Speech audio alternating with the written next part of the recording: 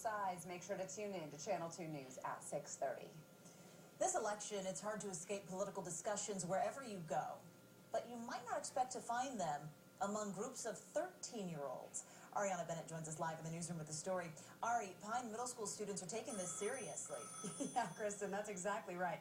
Now, they may not be old enough to vote yet, but that is definitely not stopping them from becoming experts on everything from the Electoral College and environmental policy to misleading polls and political propaganda.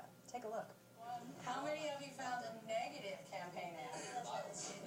Okay, which one do you think had more influence on the voters, positive or negative? It's a sophisticated subject for these middle schoolers. They're still several years away from voting age, but how much they know about it will surprise you. I think that it just all depends on what the candidates are really going to do for our country and how they're going to help us do it. These 6th, 7th, and 8th graders in the Pine Middle School Gifted and Talented program have dedicated the last month to politics. In history, they learned about the Electoral College. In science, they studied environmental and energy policy. In math, they learned how to structure a survey and process polling data. And in English, they did a critical review of campaign advertising. Americans are subject to upwards of 3,000 ads, 3,000 commercial messages a day, virtually every one of which is designed to undermine their ability to think critically. And thinking critically is the goal. Who found a positive campaign ad?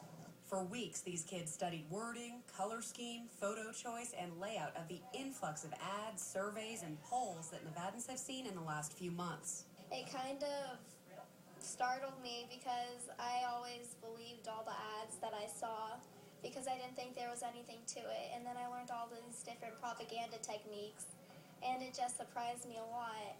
Well, there's a lot of ways you can phrase the questions to create a bias in your survey without people noticing. Weeks of study make these kids more informed on some issues than a lot of adults. They were angry. They got really mad when they found out that things were manipulated. And before they can even have their say, they're ready to make some major changes. They mentioned eliminating the Electoral College and putting a stronger focus on science. But until they can do it themselves, they're resigned to just grilling their parents about it. After we learned about all this, I talked to my mom and dad, and I was like, are you guys really paying attention to everything that each candidate is saying? I'm sure there's millions of people out there that only pay attention to the ads and vote off those. And I think that it would actually make some change in some elections if they really knew more about the candidates. Birds. Now, on Monday, all Pine Middle School students will participate in a mock presidential election. Now, we will be there to see how it goes and who they choose as the next president one day before we do. Covering School Watch live from the newsroom, Ariana Bennett, Channel 2 News.